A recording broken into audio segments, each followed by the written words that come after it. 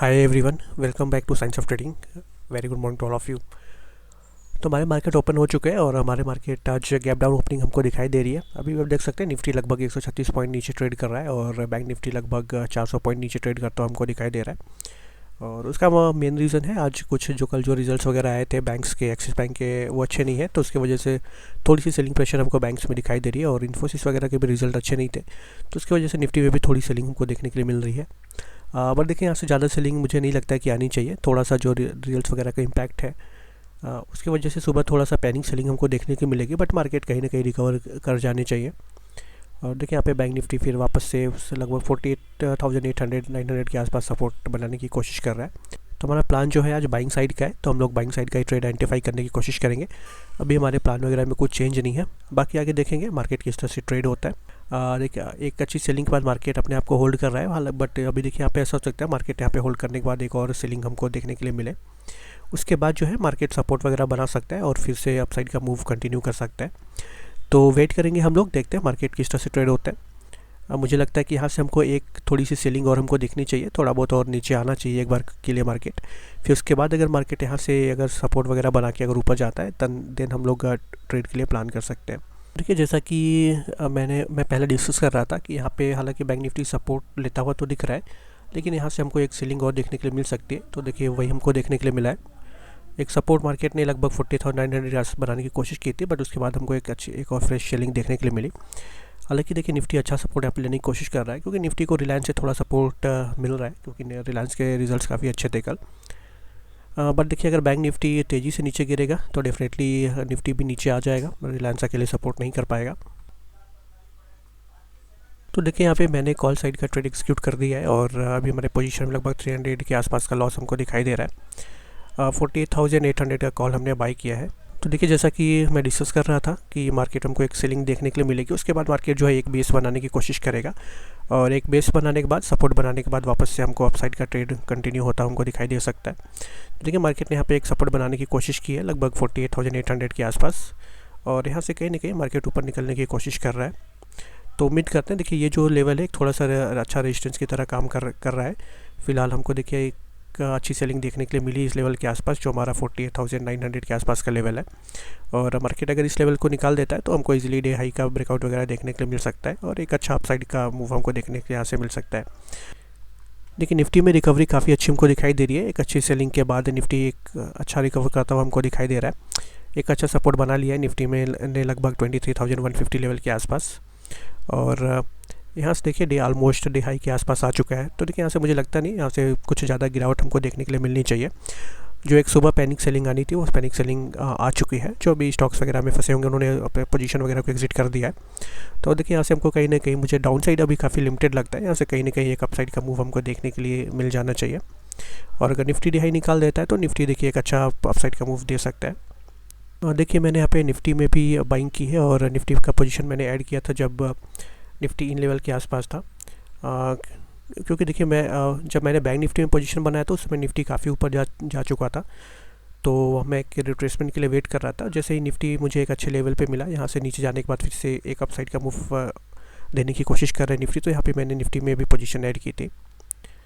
और हालांकि देखिए बैंक निफ्टी में हमको थोड़ा सा लॉस दिखाई दे रहा है, बट अभी तक हमारा ओवरऑल लॉस जो है कुछ ज़्यादा नहीं है, तो हम लोग अभी वेट कर सकते हैं फ़िलहाल। तो देखिए यहाँ पे मैंने अपने पोजीशन को एग्जिट कर दिया है और कुछ एक बड़ा सा लॉस हमने बुक कर लिया। आज 18,153 के आसपास का लॉस हमने बुक किया है। और देख सकते हैं निफ्टी और बैंक निफ्टी दोनों में ही हमको ज़्यादा लॉस हुआ, और उसका रीज़न ये है कि देखिए यहाँ पे हमको अचानक से सेलिंग देखने की मिली। ये जो कैंडल्स हमको देखने की मिल रही है, इस कैंडल में अचानक से हमको ज़्यादा लॉस दिया और निकलने का मौका नहीं मिला। और देखिए यही होता है अगर हम लोग सिस्टम पे स्टॉप लॉस नहीं लगाते हैं। लेकिन देखिए अभी अगर मैं सिर्फ निफ्टी या बैंक निफ्टी में अगर मैं ट्रेड करता तो शायद हम लोग सिस्टम में स्टॉप लॉस लगा सकते हैं, बट अगर मैं निफ्टी और बैंक निफ्टी दोनों में ट्रेड करता हूँ तो सिस्टम में स्टॉप लॉस लगाना थोड़ा सा मुश्किल इसलिए हो जाता है क्योंकि मुझे ओवरऑल प्रॉफिट और लॉस देखना है, तो मुझे इंडिविजुअल लेग पे स्टॉप लॉस नहीं लगा सकता। और अब स्टॉक्स में भी ऐसी फैसिलिटी है नहीं कि हम लोग अपने पोर्टफोलियो पे स्टॉप मतलब जो ओवरऑल पोजीशन पे है इस पर हम लोग स्टॉप लॉस लगा पाए। हालांकि आई थिंक कुछ ब्रोकर्स जैसे ग्रो वगैरह में ये फैसिलिटी अवेलेबल है कि हम लोग इंडिविजुअल लेग्स पे स्टॉप लॉस ना लगा के ओवरऑल जो हमारा पोजीशन है उस पर स्टॉप लॉस लगा सकते हैं। हमारा पर्टिकुलर एक लिमिट के बाहर अगर लॉस होता है तो पोजीशन वगैरह एग्जिट हो जाता है, बट ये फैसिलिटी अब स्टॉक्स में फ़िलहाल नहीं है। और इसकी वजह से देखिए हमको एक अच्छा खासा लॉस हमको लेना पड़ा। सडनली जो रेड कैंडल्स आई और वहाँ पे हमको ज़्यादा लॉस बुक करना पड़ा। और देखिए उसके पहले कि मुझे ज़्यादा लॉस नहीं दिखाई दे रहा था। देखिए अगर हम लोग अगर मैं अपनी पोजीशन बताऊं तो देखिए बैंक निफ्टी में मैंने पोजीशन बनाई थी लगभग इन लेवल के आसपास, और देखिए वहाँ से भी हमको एक अच्छी सेलिंग दिखाई दी। लेकिन देखिए जैसा कि मैं हमेशा बोलता हूँ, मैंने निफ्टी में ट्रेडिंग इसीलिए स्टार्ट की क्योंकि बैंक निफ्टी के प्रीमियम जब से बड़े हो गए तो काफ़ी इशू हमको देखने के लिए मिलता है। स्पाइक्स वगैरह जो लगते हैं उसमें हमको अचानक से, अब जब हमारे मार्केट अपोजिट डायरेक्शन चलता है, अचानक से स्पाइक्स वगैरह में काफ़ी बड़ी लॉस दिखते हैं। फिर प्रीमियम नॉर्मलाइज हो जाता है, वो लॉसेस नॉर्मल हो जाते हैं। और तो इस तरह के कुछ कुछ इश्यूज़ आ रहे हैं जिसकी वजह से मैंने निफ्टी में ट्रेड लेना शुरू किया। तो देखिए यहाँ पे जब बड़ी कैंडल बनी थी तो वहाँ पे स्पाइक्स में हमको थोड़ा सा ज़्यादा सा लॉस देखने के लिए मिला था हमारा जो लिमिट से। बट उसके बाद जब कैंडल्स वगैरह नॉर्मल हो गई थी तो ज़्यादा लॉस देखने के लिए नहीं मिला था। हालांकि हमारे लिमिट से थोड़ा सा ज़्यादा देखने के लिए मिला था, बट हमारी स्टॉप लॉस का जो लिमिट होता है उसके आसपास ही था, तो मुझे ज़्यादा लॉस देखने के लिए नहीं मिला था। अब देख सकते हैं यहाँ पे हमने सपोर्ट भी बना के रखा है, तो मार्केट कहीं ना कहीं सपोर्ट के आसपास आ चुका था। तो मैं वेट कर रहा था अगर मार्केट इस लेवल को ब्रेक करेगा दिन में अपने पोजीशन को एग्जिट कर दूंगा, अदरवाइज़ मैं अपने पोजीशन को होल्ड करने वाला था। तो देखिए यहाँ पे लगभग मार्केट इस जोन में जब ट्रेड कर रहा था यहाँ पे, तो हमको ज़्यादा लॉस दिखाई नहीं दे रहा था मेरे पोजीशन में। और उसके बाद जब मैंने निफ्टी में पोजीशन बनाई थी तो निफ्टी में मुझे अच्छा प्रॉफिट ही दिखाई दे रहा था। देखिए क्योंकि मैंने निफ्टी बैंक निफ्टी दोनों में पोजीशन एक साथ नहीं बनाई थी मैंने पोजीशन, क्योंकि जब हम लोगों ने बैंक निफ्टी में पोजीशन बनाया था तो निफ्टी ऑलरेडी ऊपर जा चुका था, तो मैं वेट कर रहा था रिट्रेसमेंट के लिए। तो उसके बाद जब निफ्टी ने रिट्रेसमेंट दिया तो इन लेवल के आसपास मैंने निफ्टी में पोजीशन बनाई थी। और देखिए यहाँ पे जब निफ्टी यहाँ पे चल रहा था उस समय मुझे मेरे पोजीशन में लगभग 6000 के आसपास का प्रॉफिट भी देखने के लिए मिल रहा था। और देखिए वही यही होता है, अगर हम लोग जब भी बड़ा लॉस होता है तो कभी एक मिस्टेक की वजह से नहीं होता है, कई सारे मिस्टेक्स हम लोग एक साथ करते हैं तभी हमको बड़ा लॉस होता है। तो हमारा पहले मिस्टेक तो हो गया कि हमने स्टॉप लॉस नहीं लगा के रखा था, क्योंकि इंडिविजुअल लेग्स पे हम लोग लगा नहीं सकते, ओवरऑल पोजीशन में लगाने की फैसिलिटी यहाँ पे है नहीं। बट एनीवेज जो भी रीज़न हो, स्टॉप लॉस हमारा नहीं लगा हुआ था, इसकी वजह से बड़ा लॉस हुआ। और दूसरा देखिए रीज़न ये है लॉस होने का कि मुझे एक अच्छा प्रॉफिट दिख रहा था और मैंने उस प्रॉफिट को बुक नहीं किया। अब देखिए हमारे पास क्वांटिटी थोड़ी सी ज़्यादा थी, 3 लॉट मैं नॉर्मल जो बैंक निफ्टी में ट्रेड करता हूँ तो 3 लॉट मेरे पास बैंक निफ्टी के थे, और मेरे पास निफ्टी के भी 3 लॉट थे, तो यानी 20 to 25 क्वांटिटी थी मेरे पास निफ्टी की। देखिए जब निफ्टी यहाँ पे ब्रेकआउट देने इस लेवल का जब रेजिस्टेंस का ब्रेकआउट दिया था निफ्टी ने और हमारी पोजीशन यहाँ पे थी, तो यहाँ पे हमको अच्छा प्रॉफिट दिख रहा था। अगर इंडिविजुअल एक्स की बात करें तो निफ्टी में मुझे 8500 के आसपास का प्रॉफिट दिख रहा था, और वही बैंक निफ्टी में मुझे 2500 के आसपास का लॉस दिख रहा था। तो यानी अगर हम ओवरऑल बात करें तो मेरी ओवरऑल पोजीशन में मुझे 6000 का प्रॉफिट दिखाई दे रहा था। तो देखिए मुझे यहाँ पे अपने प्रॉफिट को बुक कर लेना चाहिए था। क्यों बुक कर लेना चाहिए था? हालांकि क्वांटिटी के हिसाब से हमारा टारगेट तो नहीं मिला था, बट देखिए निफ्टी में जितना प्रॉफिट हमको मिलना चाहिए था वो निफ्टी में हमको उतना प्रॉफिट ऑलरेडी मिल चुका था, इससे ज़्यादा हम लोग एक्सपेक्ट नहीं कर सकते थे निफ्टी में। और देखिए बैंक निफ्टी में 2500 के आसपास का लॉस दिख रहा था, क्योंकि और उस समय बैंक निफ्टी आप देख सकते हैं, अगर हम लोग चार्ट पे देखेंगे तो बैंक निफ्टी लगभग इन लेवल के आसपास ट्रेड कर रहा था। तो देखिए बैंक निफ्टी बार बार इस लेवल से रिजेक्शन ले रहा था, और अगर लाइव मार्केट है आपने कैंडल्स वगैरह अगर ऑब्जर्व करेंगे तो जिस तरह से यहाँ पे कैंडल्स वगैरह आ रही थी, सेलिंग प्रेशर थोड़ा सा दिख रहा था। तो यहाँ पे ऐसा लग रहा था कि यहाँ पे जो बैंक निफ्टी है इस लेवल को ब्रेकआउट नहीं दे पाएगा, और निफ्टी ने ऑलरेडी जो अपना रेजिस्टेंस है उस रेजिस्टेंस का ब्रेकआउट दे दिया था।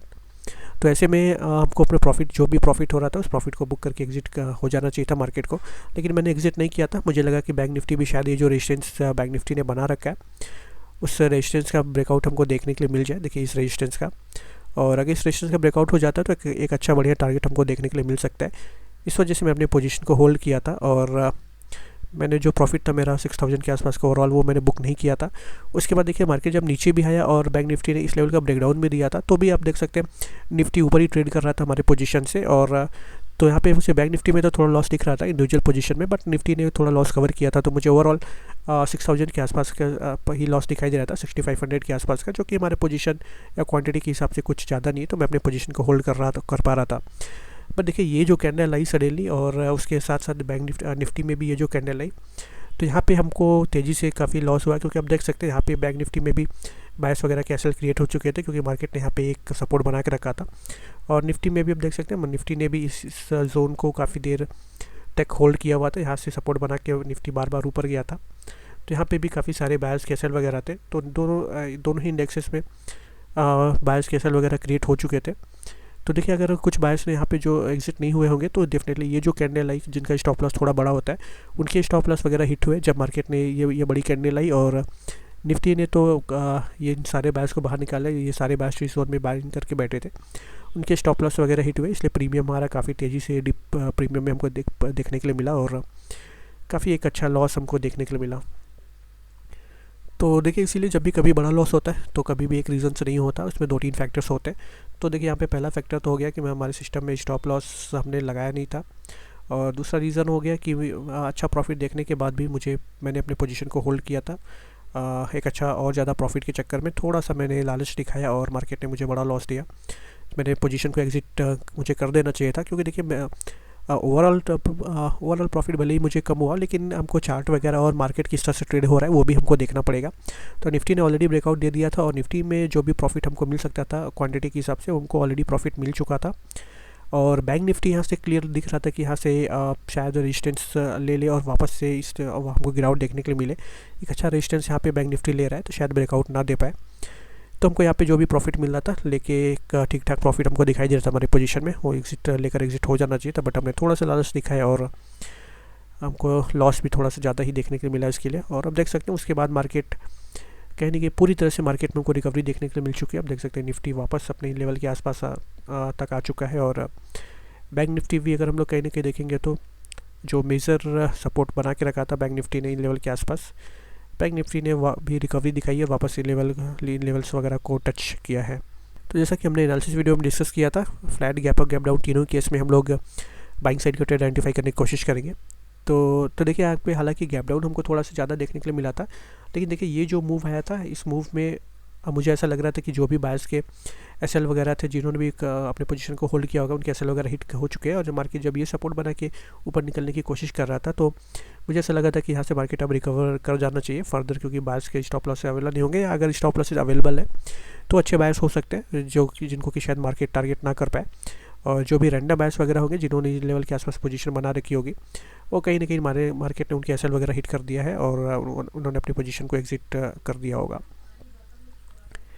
देखिए हालांकि यहाँ भी मैंने एक पॉइंट मिस किया, और एक काफ़ी इंपॉर्टेंट पॉइंट था, मेजर पॉइंट था। वो मैंने क्या मिस किया कि देखिए हमने गैप डाउन के केस में बाइंग साइड का ट्रेड आइडेंटिफाई करने का प्लान तो बना के रखा था, बट अगर गैप डाउन छोटा मोटा होता तो हमको कुछ भी प्रॉब्लम नहीं था। छोटा गैप डाउन में हम लोग बाइंग साइड का ट्रेड आइडेंटिफाई कर सकते थे, लेकिन देखिए यहाँ पे गैप डाउन जो है हमको काफ़ी ज़्यादा मिला था। गैप डाउन ज़्यादा होने के बाद मार्केट ने एक डाउन साइड का मूव फर्दर दिया हुआ था, तो मार्केट देखिए इन लेवल के आसपास आ चुका था, और ऐसे में देखिए काफ़ी ज़्यादा पॉसिबिलिटी थी कि यहाँ पे जो भी अच्छे बायर बैठे हुए हैं डाउन साइड में मार्केट उनको भी टारगेट करने के लिए आ सकता था।